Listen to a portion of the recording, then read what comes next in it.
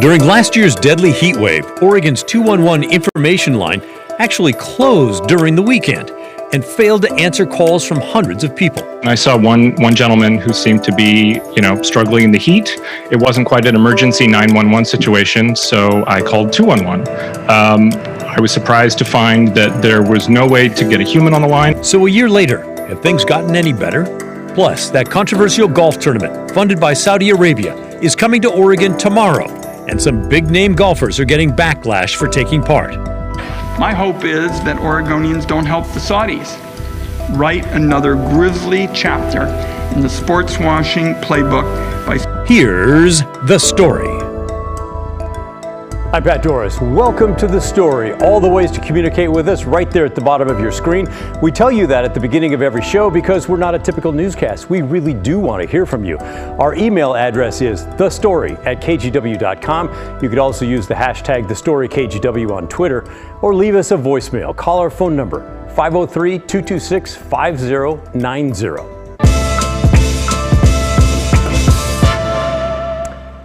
This week marks a year since last year's deadly heat dome when temperatures hit 116 degrees in the Portland area. Still hard to believe a year later. Nearly 100 Oregonians died. Local leaders were not prepared. So, a year later now, we're looking at what's changed, especially for 211 Info. That's an organization that helps connect people to support in emergencies. Here's Galen Etlin.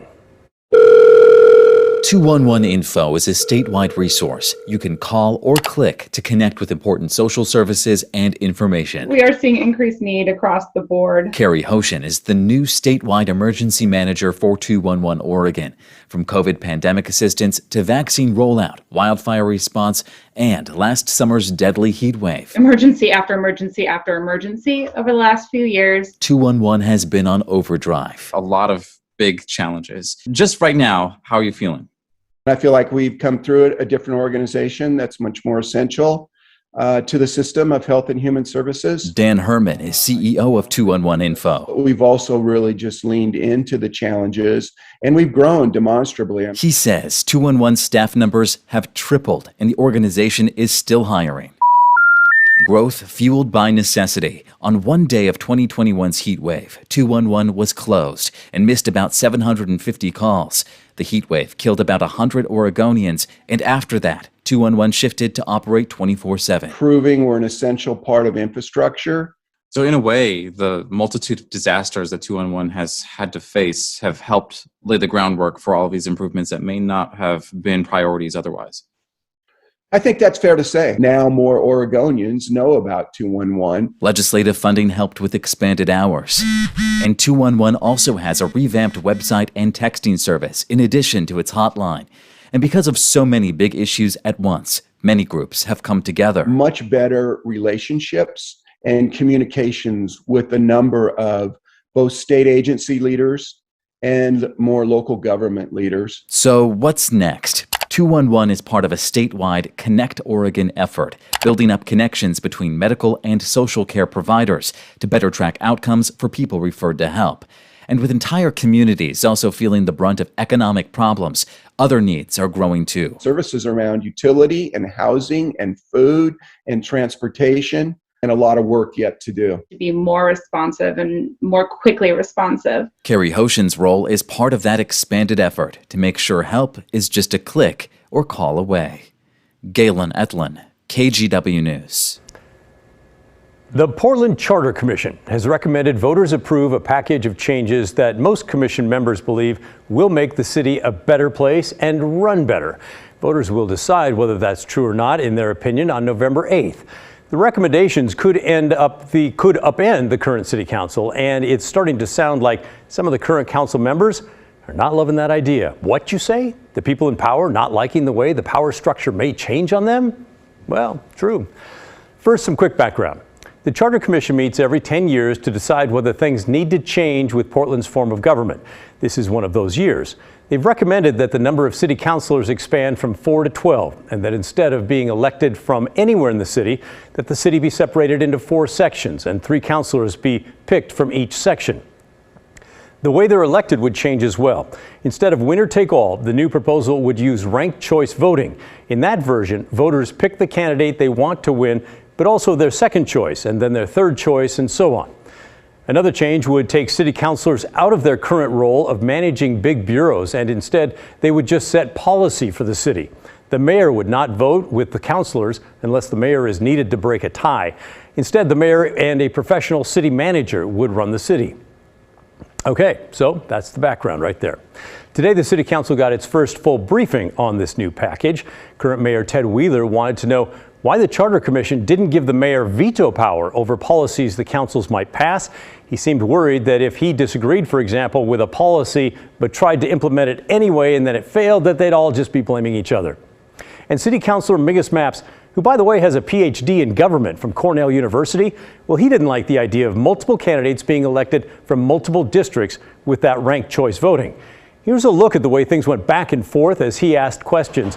I think it's fascinating to see Maps and the Charter Commissioners jousting a bit. The person responding to him is Melanie Billings-Yoon, who has her own PhD. Hers is from Harvard. The combination of reforms that the Charter Review Commission is proposing is unique, especially the multi-member districts and the ranked choice voting. I was just wondering if the commission could point us to any other jurisdictions in America or even the world, frankly, that use both ranked choice voting and multi-member districts. Looks like Melanie has Cambridge, Massachusetts, and Australia. Does Cambridge use? I'm pretty familiar with Cambridge. Does Cambridge use multi-member districts? Yeah, well, they have a single district that is multi-member. Yes. Well, it is a district with multi-members that are elected by ranked choice voting. How about? Can you? I used to live adjacent to. I used to live in Somerville, which is adjacent to Cambridge, so I'm very familiar with the Cambridge. I used to live in Cambridge 7 years. Oh, really? I'm a Union Square guy. So miss it very much. In fact, I will be back there soon. Should I ever get to take a vacation, which has not happened for years. As you know, knowing Cambridge, that is essentially a single political unit. It's a town that uses ranked choice voting. I think the more interesting dynamic, which I'm still trying to get some intuition over, is what happens when you have, let's say, four multi-member districts. Is there a place? Is there some place in America or outside of America that uses both the ranked choice system and multi-member districts? There is in Australia. I'm not going to pretend that I'm a big expert on Australia right now, although I have looked into it. And I'd be happy to give you more information on that as we go along, but I don't know if anyone wants to hear me talking here at length on Australia.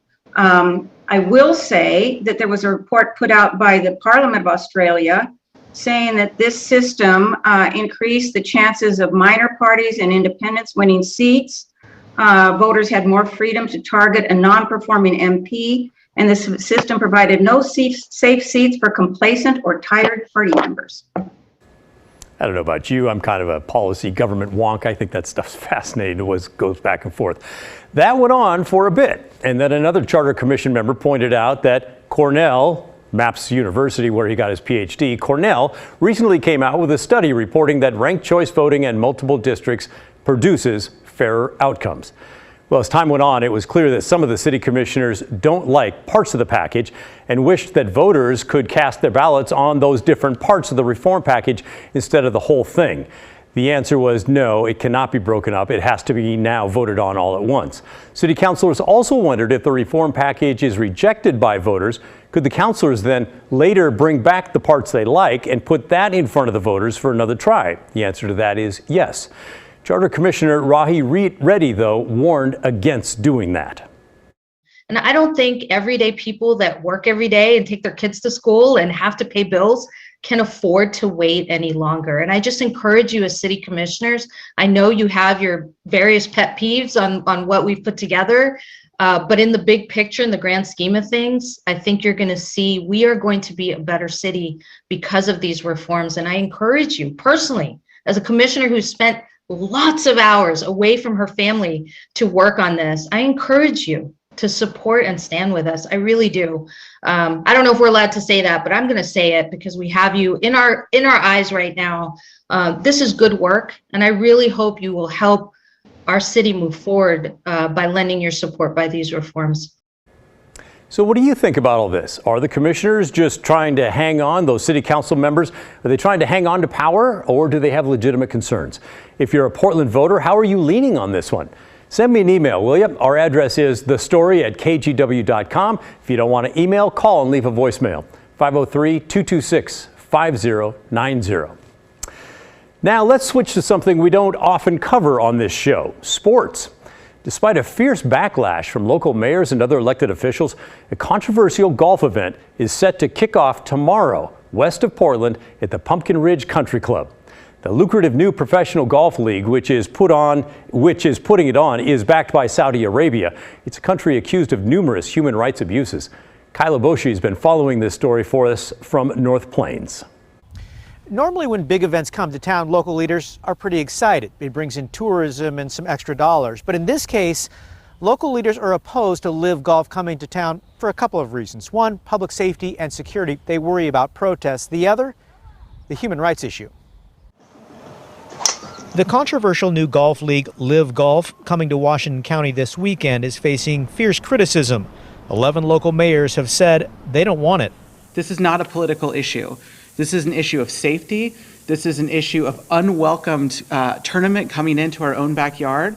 Despite the backlash, KGW found the lucrative new league has made business deals beyond Pumpkin Ridge, host of the event, including a contract with the Washington County Sheriff's Office and the Portland nonprofit Eco Trust. On Tuesday, Live Golf hosted its glitzy Pro-Am pairing party at the Red in southeast Portland. The event space is owned by Eco Trust. A similar draft party prior to the inaugural event in London was abruptly moved after the host venue reportedly walked away fearing bad publicity. My hope is that Oregonians don't help the Saudis write another grisly chapter in the sports washing playbook by supporting this tournament that helps to normalize these Saudi atrocities. Oregon Senator Ron Wyden has been a vocal critic of the event, which is backed by Saudi Arabia, a country long accused of numerous human rights violations. Wyden adds the Saudis are also suspected of whisking away its citizens charged with crimes in the U.S., including a college student charged with the deadly hit and run of 15-year-old Fallon Smart in southeast Portland. This is the cruelest possible insult to the family of Fallon Smart. KGW has learned organizers of the controversial Live Golf event also signed a $58,000 contract with the Washington County Sheriff's Office to help with traffic and public safety. A spokesperson explained that's not unusual to help recover costs from a private event. As part of a statement, the Sheriff's Office explained, while we understand the Live Golf Invitational is controversial, we still have an obligation to keep people safe. Oregon's governor suggests the human rights issue should not be overlooked. I am hopeful that the sponsors are listening and hearing the concerns that are being raised about this particular event. During press conferences this week, several professional golfers, including Bryson DeChambeau, sidestepped the issue. And from my perspective, we're golfers. We're providing entertainment globally, and we'll continue to do so as time goes on. Players admit being enticed away from the PGA Tour to play Live Golf. The Saudi-backed golf league is spending big money.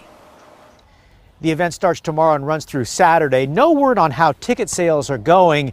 So far, we haven't seen any protests, although 9/11 families are scheduled to hold a protest here tomorrow morning. Kyla Boshi, KGW News. Oregon and Washington are expected to become abortion sanctuaries now that Roe v. Wade has been struck down. But will clinics be able to handle a surge in patients? We're now seeing patients from Louisiana or calling from there, along with just Idaho and Montana have been really high. When the story continues.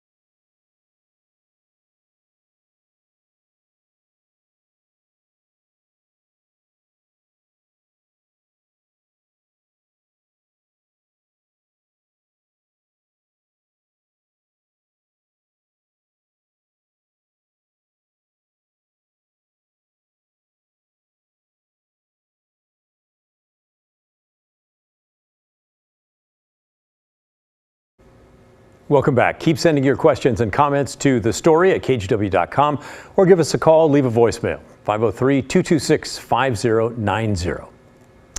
Well, you've probably heard the term sanctuary cities. It refers to places like Portland that will not work with federal immigration officials in an effort to protect undocumented immigrants.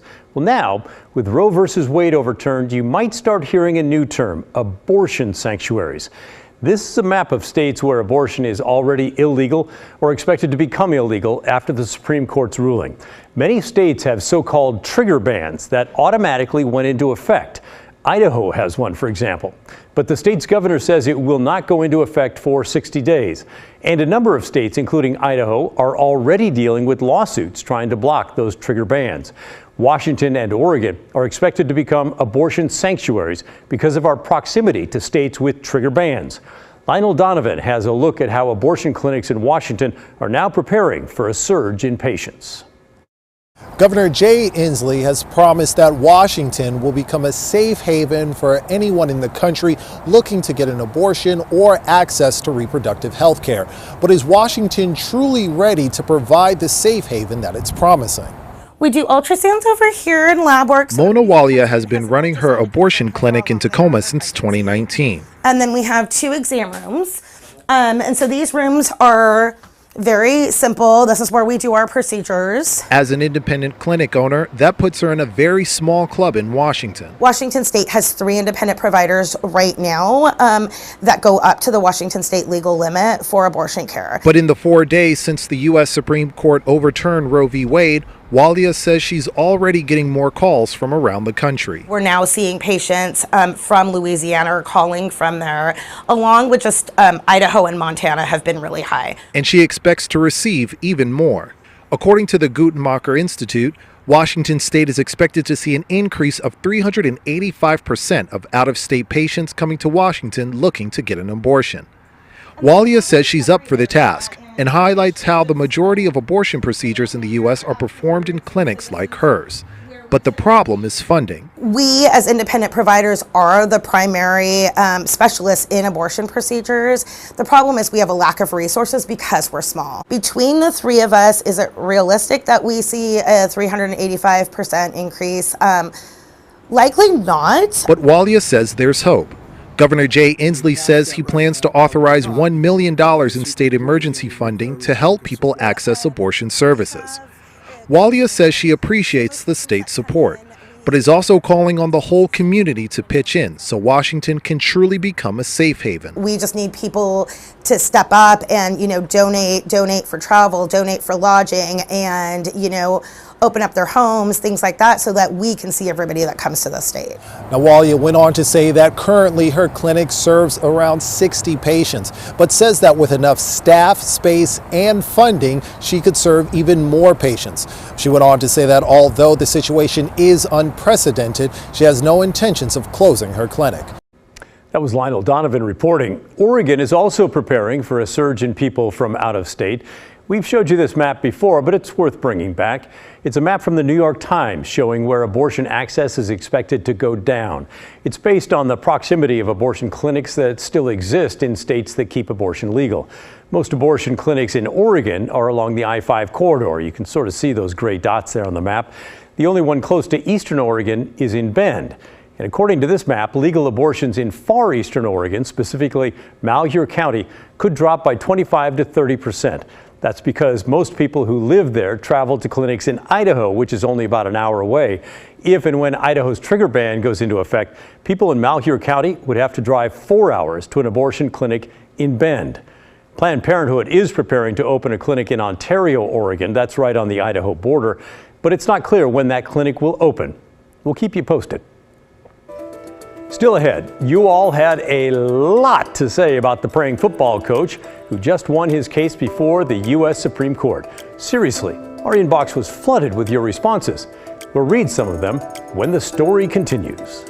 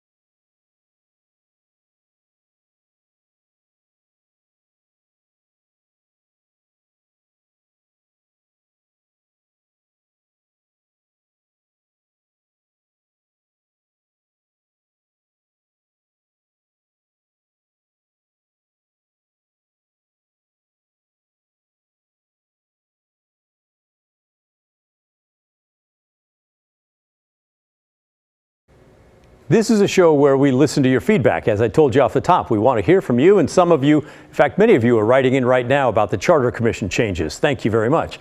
We want you to weigh in on the stories that we're bringing you. A lot of you did weigh in, lots of you, last night on the story about the praying football coach. The Supreme Court this week sided with a high school coach in Bremerton, Washington, who lost his job after he refused to stop leading Christian prayers on the football field after games. Joe Kennedy did not require his students to join the prayers, but opponents argued that as a coach, he was pretty much coercing them to join in. Well, the Supreme Court disagreed and said he should be allowed to lead those prayers. And a lot of you had some pretty strong opinions about this. We got dozens and dozens of emails. Last night, most of them said the Supreme Court made the wrong call. Matthew wrote in, if the coach were reading from the Quran or the Torah, do you think the Supreme Court would have sided with the coach? A few other emails had the same sort of sentiment. Deborah wrote, if it's okay for non-Christians, is it okay for non-Christians too? If the judges think it's okay for Wiccan teachers to lead their kids in a solstice dance and states to fund Muslim madrasas, then I trust their motives. Why do I think that would not be the case? And Joe said, prayer has no place in public school or public institutions of any kind. Grandstanding prayers, such as those led by that football coach, are extremely coercive to young athletes. They know the coach has their playing time in his hands. And Trish wrote, this is one more degradation of rights with years of precedent. My right to attend a public school with the absence of coercion of religion. This is just so wrong. But we did get a few emails in support of more prayer in schools. Vince wrote in to tell us, amazing, no one is correlating the state of our schools, bullying, shooting, drugs, with the lack of faith in schools over the past 60 years. Shame on lawyers, shame on the media for their narrow views. And Diana said, if you don't believe that a teacher or a coach should be allowed to pray at a school function, then a teacher or coach should not be allowed to voice their political beliefs, which they regularly do. Speaking of politics, it's worth noting that the Oregon House of Representatives actually opens floor sessions with various types of prayer. They allow religious prayers, moments of silence, or performances. We're told it's meant to provide time for inspiration or reflection, but the requiring others to join in is inappropriate. Whichever way you feel about this story and any story we cover, you can email us and let us know. We'd love to hear from you. Our email address is thestory@kgw.com or leave us a voicemail. I look forward to hearing from you. The final episode of KGW's True Crime Podcast is out today. Should Be Alive examines the 2019 murder of a Vancouver teenager named Nikki Kuhnhausen. She was killed for being transgender. Episode 6 follows the verdict in David Bogdanav's murder trial and includes reaction from Nikki's family. They also explain how they want her to be remembered. What is her story that's still going to you? What is it that you would want people to know about Nikki and her story, and what can we all learn from her? You know, just be who you are and don't be ashamed of who you are. She was never once ashamed of who she was. And she wasn't just a transgender teenage girl. She was Nikki, and she had a lot of life, and you know, she was very bright.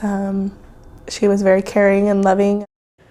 Episode 6 also explores the important legislation that came from Nikki's death and how it'll protect future LGBTQ crime commissions in Washington. You can now listen to all 6 episodes of Should Be Alive wherever you get your podcasts. If you'd like to learn more about the case, we have photos, videos, and much more information at kgw.com/shouldbealive. Keep sending your questions and comments to thestory@kgw.com.